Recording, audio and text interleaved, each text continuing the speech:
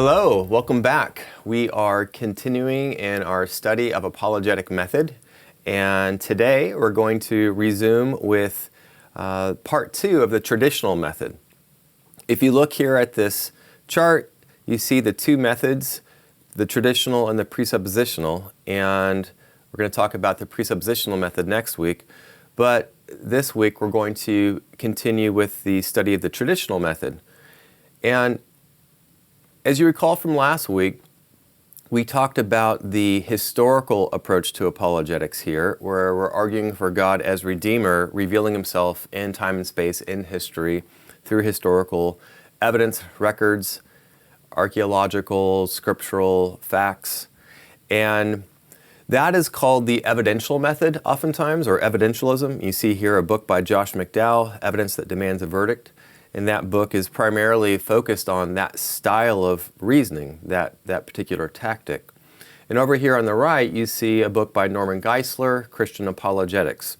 And that book is more of a classical approach to apologetic method, which we can call natural apologetics because it's arguing from nature and ultimately from man as well, the nature of man. And that's the focus of today's presentation, the classical method of apologetics. So you see here a similar chart, but I've now broken up historical apologetics into two tactics. The first tactic here is arguing from the New Testament as a purely historical document, and the second, arguing from what's called the minimal facts case of, as the name itself suggests, there's just a small set of facts agreed upon by most historians who've considered this, the crucifixion of Christ under Pontius Pilate, the empty tomb, and the eyewitness accounts of people saying that they have seen him after his death. And we looked at sort of a combination approach of those two tactics last time, where I argued from the book of Luke, or particularly the book of Acts, written by Luke. And I tried to show that Luke's record of the earliest happenings there in Jerusalem, shortly after the crucifixion, are rooted in history. I gave archaeological evidence. We looked at historical sources from Tacitus and from others. And I also then said that at the end, once you come to the conclusion, based on that evidence, that the apostles were preaching the resurrection in Jerusalem immediately after the crucifixion, that would then be a historic fact that has to be explained. And there are only a handful of options. One option is that these so-called eyewitnesses were lying, they were deceivers. The other option is that they were deceived. They suffered hallucinations or delusions or something like that. And then the third option, of course, is that they're telling the truth and that Jesus really did rise from the dead. Now, that again is the historical method. We're talking about the classical method. And if you look at this book here, it's called 5 Views on Apologetics. You'll see some of the authors up in the top right. William Lane Craig is there, and a gentleman named Gary Habermas is there. Those two guys represent these two methods. William Lane Craig represents more of the classical, and Habermas more of the historical, particularly the argument from minimal facts. Now, what I'm going to do in this presentation is present the classical method somewhat as a rival to the historical method. And I want to try to get clear on what that means, because classical apologists will continue using historical arguments, evidence. William Lane Craig, for example, is very well known for arguing for the resurrection based on historic evidence. So it's not as if classical apologists is opposed to that. They would actually use that pretty heavily. So then the question is, what makes them different from the straight up historical apologetic strategy of men like Habermas and others, or Josh McDowell? Well, you see the arrow here. It says the force of these historical arguments seem to depend on a prior belief in God as creator. In this particular book here, William Lane Craig actually responds to Habermas and makes the point that Habermas's argument for the resurrection from history is only as good as the prior evidence for the existence of God as creator who can perform miracles such as the resurrection. And so this is sort of the debate here. Do you start with God as creator, proving that, and then move to God as Redeemer as revealed in history using historic evidence?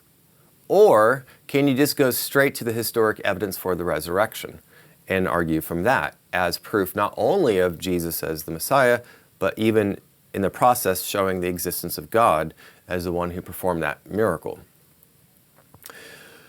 So let's think about this. Now, this is, again, coming from the standpoint of the classical apologist who's a little critical of a purely historical approach to apologetics. Think about the reliability of the New Testament as a historical document, which is an argument I used to some degree last time. Imagine this conversation. A Christian walks up to a secularist and says, "You should believe in the gospel of Jesus Christ."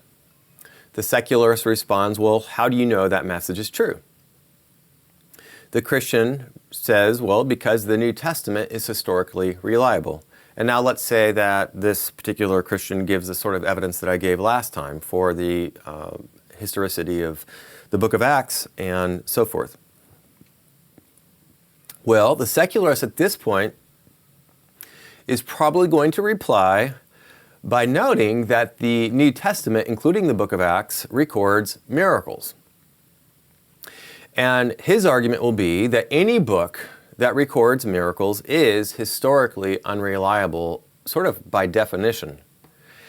And the idea here would be, it doesn't really matter how good the historic evidence is for that particular document, just by virtue of the fact that there are miracles recorded in it means it's false or wildly improbable, okay? That's the secular perspective on this. The same thing applies to the minimal facts argument of Habermas for the resurrection. And by the way, I'm not saying here at this point that I agree or disagree with Habermas's approach. I'm just informing you of what a secularist would say and perhaps what a classical apologist would sort of agree with here. So again, the secularist says, how do you know the message about Jesus is true? Now in this case, the Christian says, well, because of the empty tomb and the eyewitness accounts of the resurrection. Notice those are just two minimal facts, right? And the idea is that historians agree on these two facts, the empty tomb and the eyewitness reports of the resurrection. Now to this, the secularist can respond in one of two ways. He could say, and this is a very, very strong claim, but there are some who make this claim. They could say, it's impossible for dead men to come back to life. Okay, think about that. If it's impossible for dead men to come back to life, well then necessarily the only reasonable conclusion is that the apostles were either deceivers or deceived. They could not be telling the truth. They could not be telling the truth that a man came back from the dead, because that would be impossible on this assumption.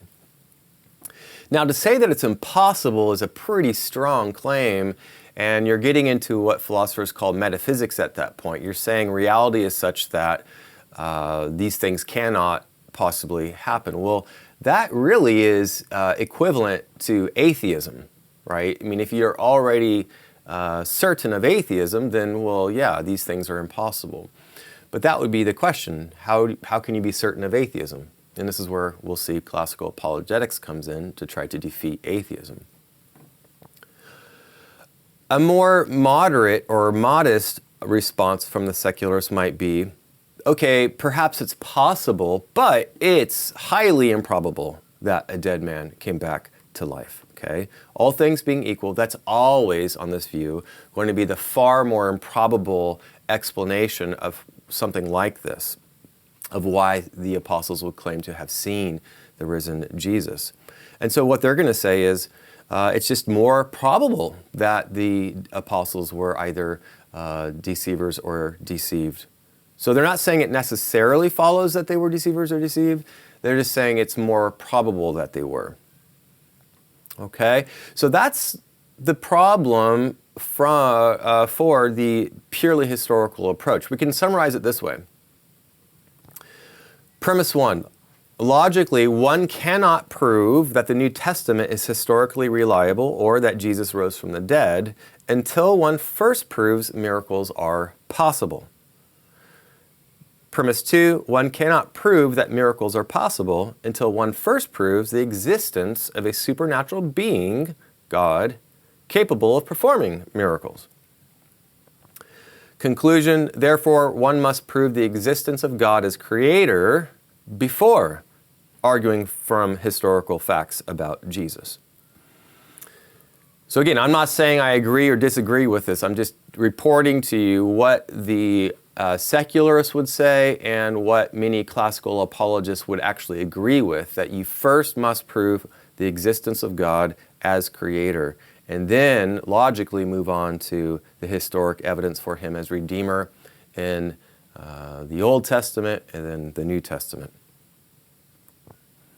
So there you see the order, first, second, third. Now, notice the linear pattern here. You might recall I said that one of the key sort of traits or characteristics of the traditional method of apologetics is to avoid any kind of circular reasoning. Okay, so, which is to say, they want to argue in a linear way, sort of like geometry, Euclid's geometry, where you go from definitions and postulates to proving deductively theorems, and it's this unfolding in this linear fashion. It's very, very logical, very progressive. And it's in that spirit that the classical apologist wants to say, that's why you need to first prove God as creator and then move in a linear fashion to him as Redeemer. Otherwise, they would say you're begging the question, you're engaged in a kind of circular reasoning.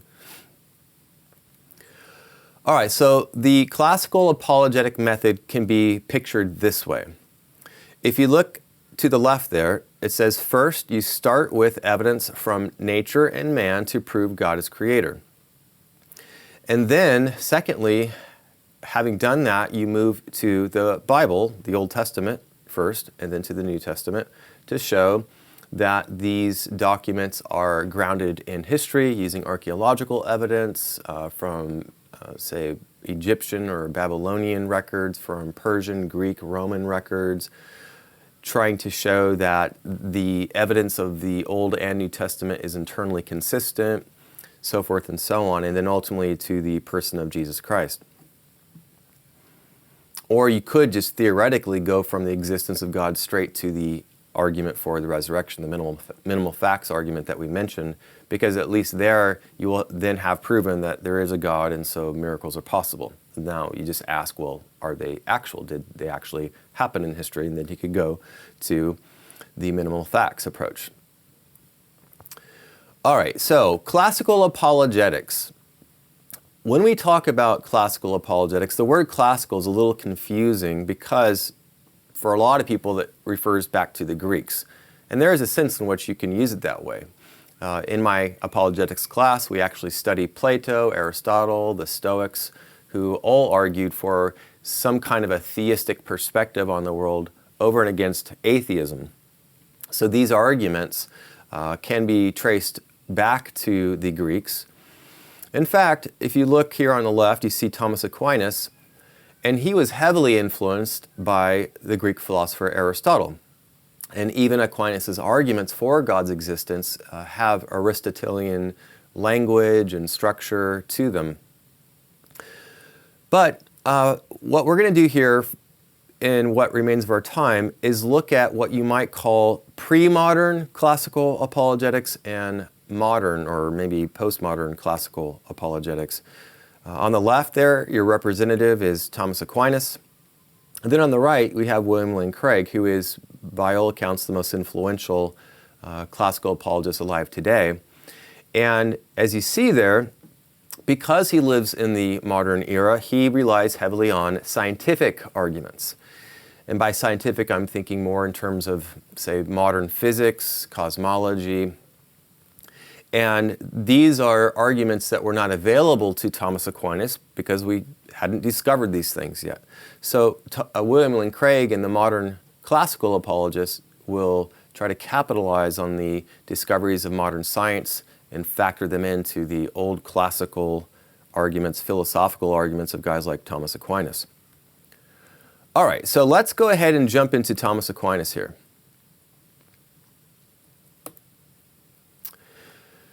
Here you see a timeline of the Dark Ages and the medieval period. We don't need to get distracted with the details. I just want to point out two things. First, Thomas Aquinas is writing in the mid-13th century, so 1260s is when his Summa Theologica was written. And about 100 years earlier, Aristotle's works had been reintroduced into the West. And it created a crisis in medieval universities because most of these men had not read Aristotle, were not aware of him, but as a result of being reintroduced to his ideas, they were highly impressed by the systematic nature of Aristotle's philosophy. It seemed as if he had sort of answered all the questions about so many different things, and it was coherent to some degree, it was compelling, enough to where the Christian philosophers in the Middle Ages felt the need to try to reconcile Aristotle and Christianity. So Thomas Aquinas can be thought of as the primary synthesizer of Aristotle and Christianity. One reads Aquinas, you walk away sometimes scratching your head, am I reading Aristotle or am I reading the Apostle Paul? They're so clear, he's blended them so closely.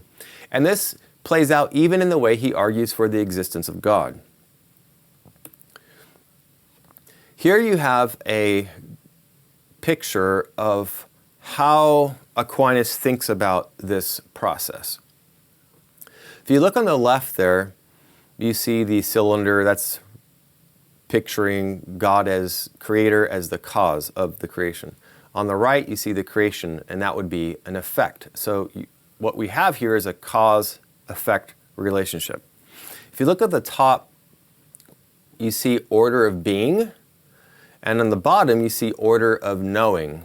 Now, this was Thomas Aquinas' way of phrasing this. Very common in the medieval period.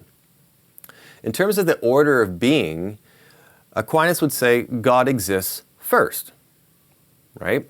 And then God brings the world into existence by an act of creation ex nihilo, out of nothing.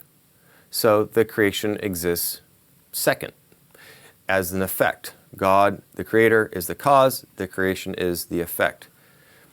However, and this is the key point now, when it comes to the order of knowing, we reverse this. So man, you see a picture there of a person. Man is in the creation. He is in fact part of the creation. He's created himself. And so according to Aquinas, you go from what we know about ourselves and about nature, about the universe in which we live, as an effect, and you reason back to the existence of God as the cause. That's the order of knowing. You first know the creation, and then logically you know the creator. And you know the creator by means of an argument. We're going to see next week, this is where presuppositionalism really starts to have severe problems with the classical method. I can't explain why yet, I just want to point it out. Aquinas has 5 of these types of argument from effect back to cause. You see the 5 here. We don't need to get into the details of it. I'll just point out the first one here. Aquinas says, well, if you look out into the world, you see things are in motion.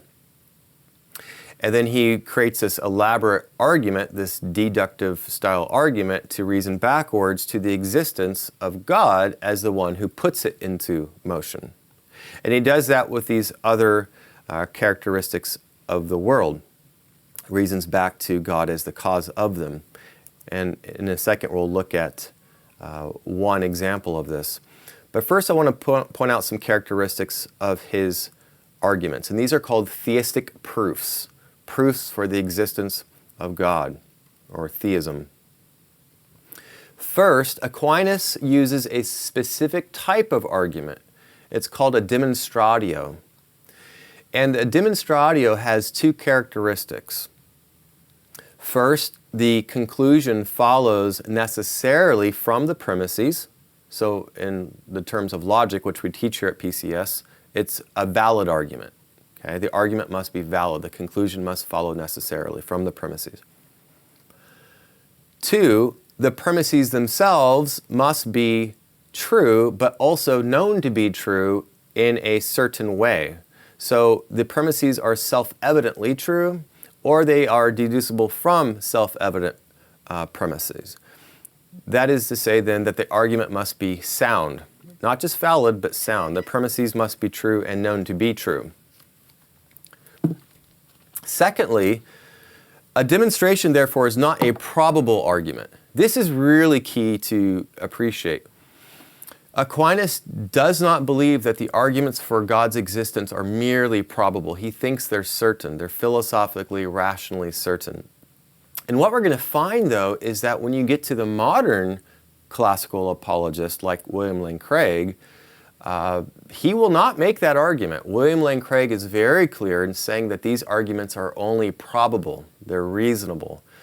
And I can't get into why that shift occurred, but basically during the Enlightenment and onward, there were critiques leveled against Aquinas, and that led a number of philosophers, including Christian philosophers, to say that Aquinas' arguments are no longer certain, but only probable at best. We don't need to get into that. I'm just pointing that fact out for now. But for Aquinas, they're not merely probable. Okay, and then thirdly, the truth of these premises for the existence of God is not established on the basis of Scripture or church tradition. It is grounded solely on the basis of facts accepted by non-Christians. Okay, and this is going to the point that you're not to perform circular reasoning in your arguments. So if you were to argue from Scripture, if you were to argue from church tradition, you would be sort of smuggling in theological beliefs. And for Aquinas, you're not supposed to do that. You're supposed to first prove that there is a God who can reveal himself in Scripture and be known by Christians and church tradition and so forth. Okay, fourthly, as already hinted at here, the argument moves from effect to cause, from facts about man and nature to God as the creator. So you might think of this after the manner of an animal's footprint left on a beach. You see here a picture of footprints. Now, we see the effect of the animal's former presence, and we infer the animal's existence, and even perhaps something of its nature, from those effects. If I'm looking at those paw prints, I infer not only that there was something that created them, right? There was a being that existed that created these prints, even though I don't see that being. I also infer something about the character of that being. I say it's clearly not a snake that made those prints, right? It's got to be something with paws. And looks like maybe 4 legs, not just 2. So that's the idea here as it relates to these arguments for God's existence. Just as we do not see the animal on the beach, only its effects, we never see the Creator himself, only his creation. And so the creation, or the universe as a whole, is an effect. And we reason from that effect back to God as the cause. So here's an example of one of Aquinas' arguments. Now, I'm just going to tell you ahead of time, these are not easy arguments to understand. I talk a little bit about some of these with my students. Some we go into more detail on, but a number of these arguments are very, very challenging, even for adults trained in philosophy. And this actually is one of the criticisms that presuppositionalists have against classical apologetics. And I'll talk more about that next week. But let me just give you one example. And what I'm going to read here, what you see up on this in this text, is actually just a summary of a much larger argument that Aquinas unpacks over the course of many, many pages. But here's the argument. Aquinas says, we find in our experience that there is a chain of causes, nor is it found possible for anything to be the efficient cause of itself. Efficient cause means that which brings about an effect, since it would have to exist before itself, which is impossible. Nor in the case of efficient causes can the chain go back indefinitely, because in all chains of efficient causes, the first is the cause of the middle, and these of the last, whether they be one or many. If the cause is removed, the effect is removed. Hence, if there's not a first cause, there will not be a last, nor a middle. But if the chain were to go back indefinitely, or rather infinitely, he says, there would be no first cause, and thus no ultimate effect, nor middle causes, which is admittedly false. Hence, we must presuppose some first efficient cause, which all call God. Now, my guess is that your brain is smoking at this point, trying to process what I just read and what he just wrote. It is not easy stuff. You have to spend a good bit of time to understand his use of words, to unpack the logic, to think about the evidence. But this is a deductively valid argument. Everyone who understands logic would grant that the conclusion follows necessarily from these premises. The question is, are the premises true? Now, I'm going to just try to illustrate a little bit what he's getting at here. You see these dominoes falling. So in this picture, the fallen dominoes would be all past events, okay? And then the future events would be the dominoes that have not yet fallen. And then, of course, you see the two dominoes that are in the process of falling, and call that the present, okay? So think of this as history. Think of, you've got your past, you've got your present, you've got your future. Now, let's imagine counting up from 0. You see the numbers here, the number line. Let the present events be 0. And then the next future event, which hasn't happened yet, we'll call that 1, right? Now, we can count up from 0 on infinitely, okay? Think about this. If you're counting up 1, 2, 3, 4, so forth and so on, I could ask the question, when would you get to the last number? When would you get to the last number such that there's no other number to count? Well, I think as soon as you ponder that, you recognize you would never get to the last number. There would be an infinite set of numbers. You could just keep on going. You could always add one more number, right? It's infinite in that direction. Okay, so now let's imagine going backward, counting backward from 0 to, say, -1, -2, -3, so forth. If you're counting down from 0, when would you get to the first number? And again, I think you would recognize, well, you would never get to the first negative number because you could always go one further down, right?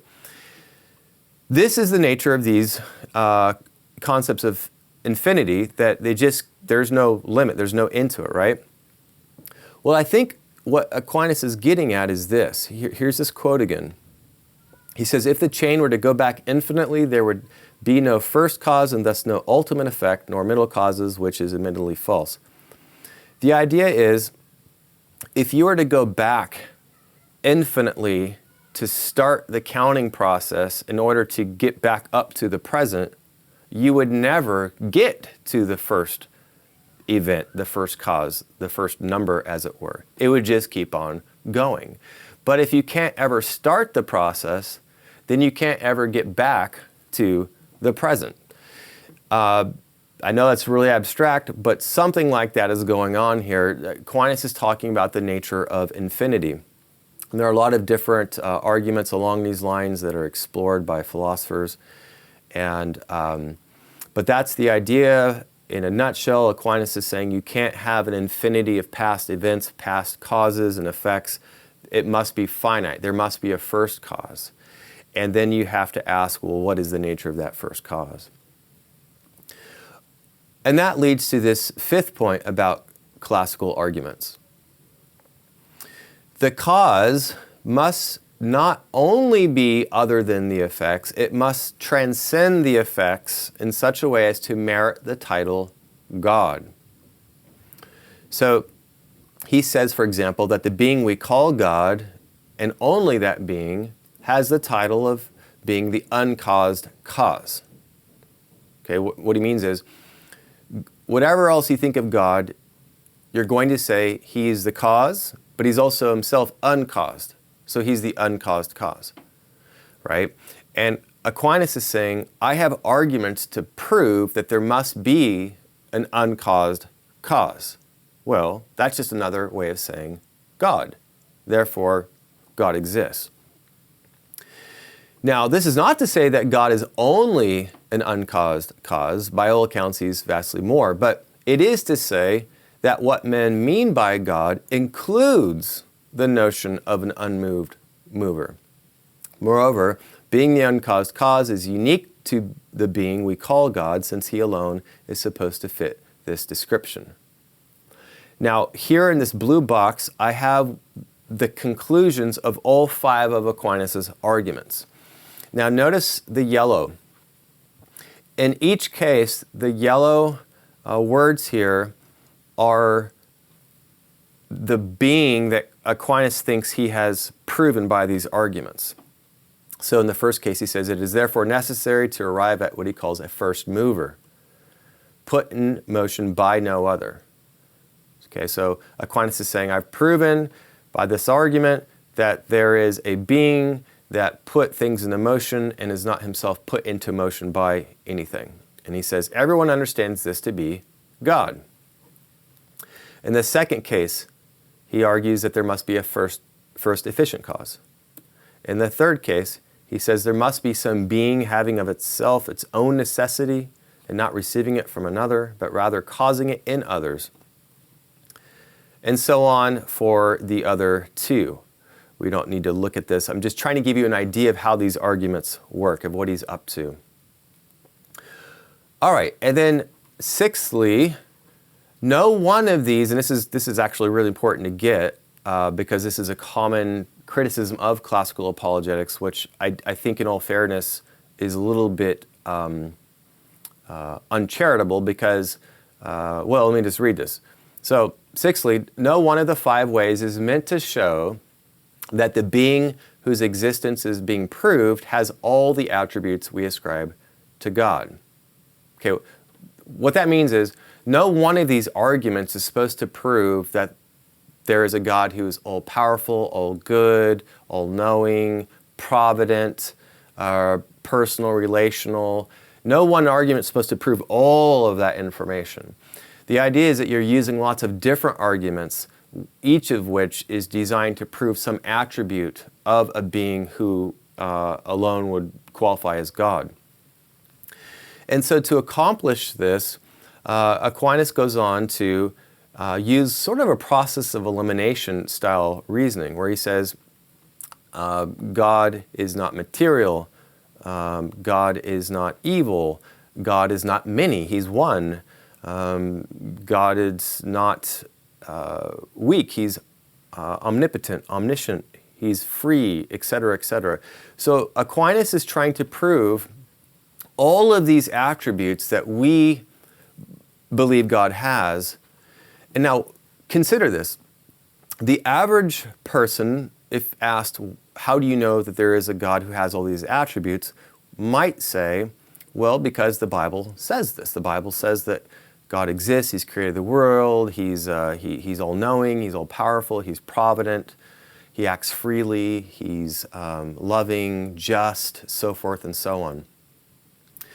Aquinas is trying to prove all of that without ever referencing the Bible. He's trying to show that you can get to these conclusions by reason alone, acting on general revelation alone, just looking out onto the nature of the world and then reasoning from it.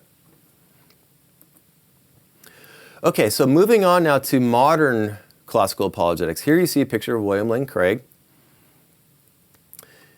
And here is a diagram I use in my class, this pyramid.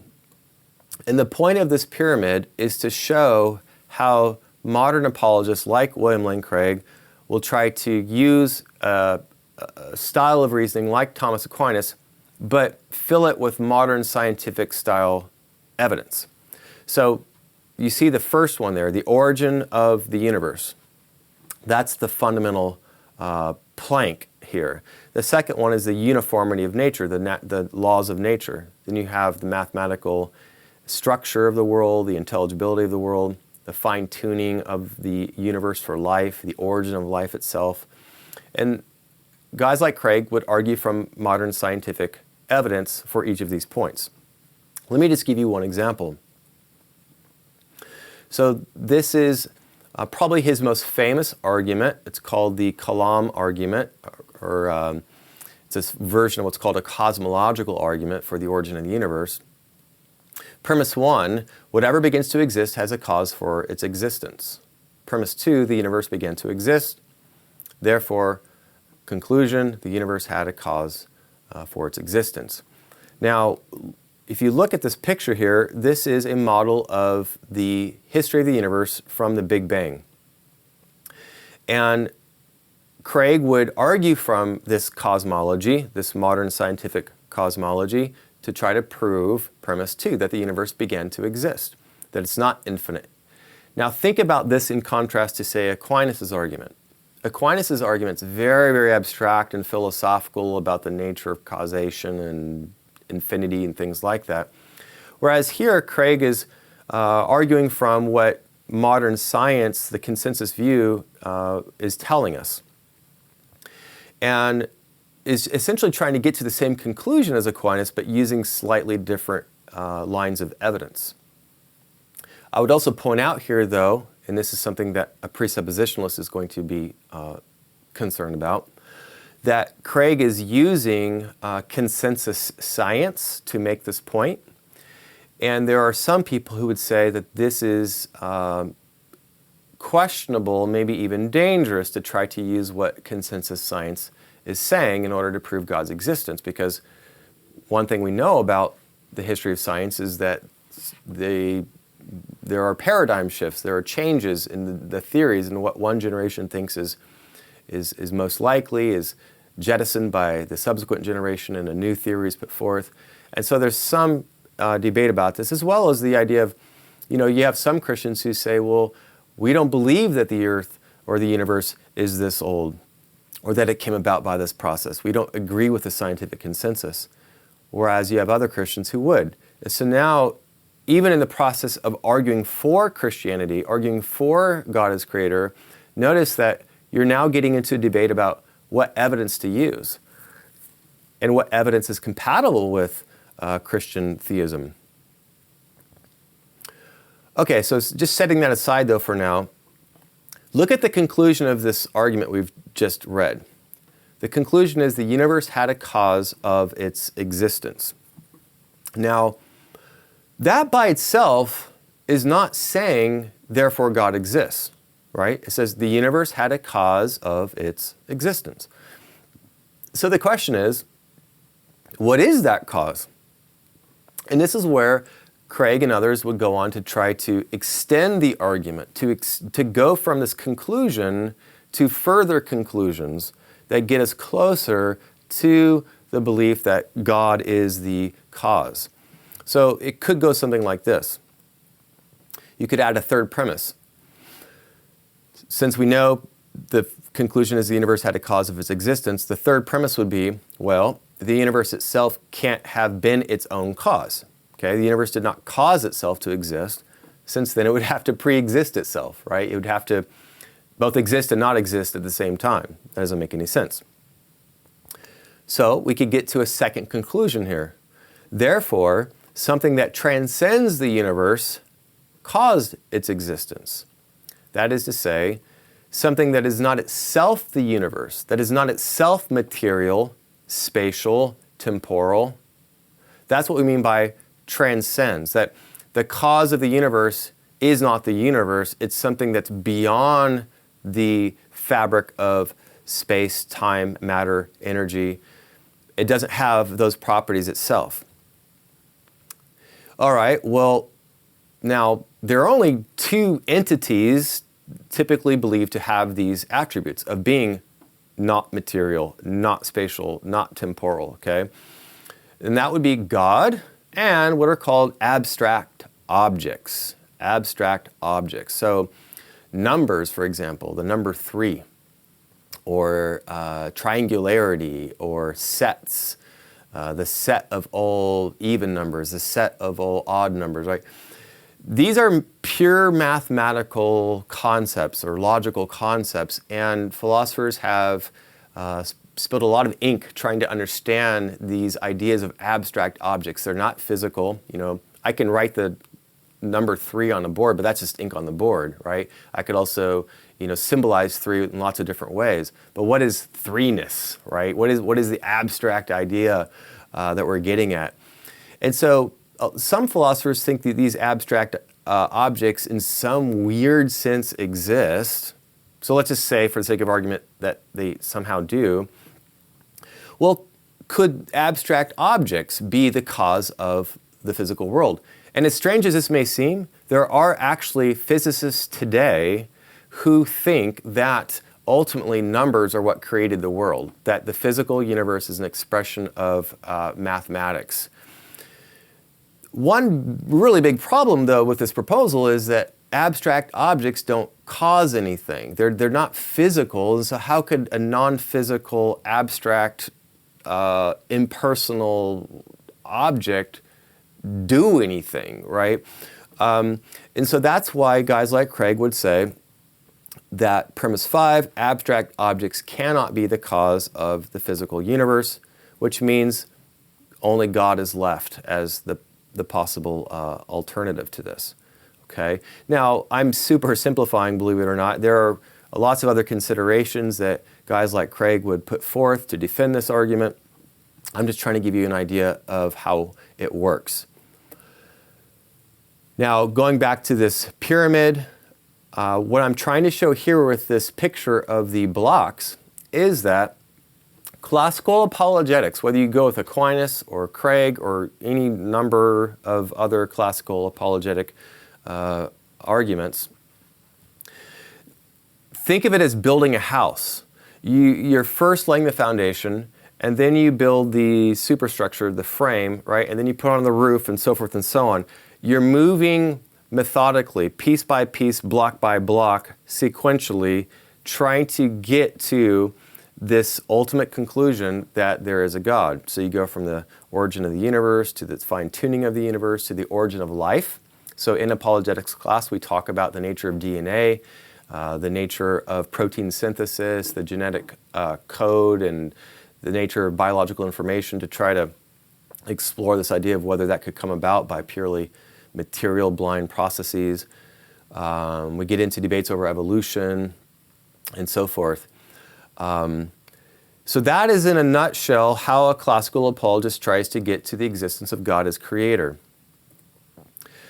Last slide here. I want to just briefly preview the alternative approach, presuppositionalism. I think it's fair to say that almost everything I just said about classical apologetics, or rather how the classical apologist thinks we should argue, is rejected by the presuppositionalist. The presuppositionalist completely rejects this whole strategy of arguing for God's existence. And that's pretty provocative, right? And the question immediately arises, well, what do they do then? If they're not arguing that way, then how would they argue? Well, I'm going to get into that next week. Here you have a picture of Greg Bahnsen who is the sort of William Lane Craig of presuppositional apologetics. Sadly, he died in 1995, but you can find his works and his debates online. And if you see this before we meet next time, you might want to look him up and kind of get a little idea of how presuppositionalism works. But next time we meet, I will dive into that, and hopefully you'll find that to be challenging and helpful as you continue to study these things yourself.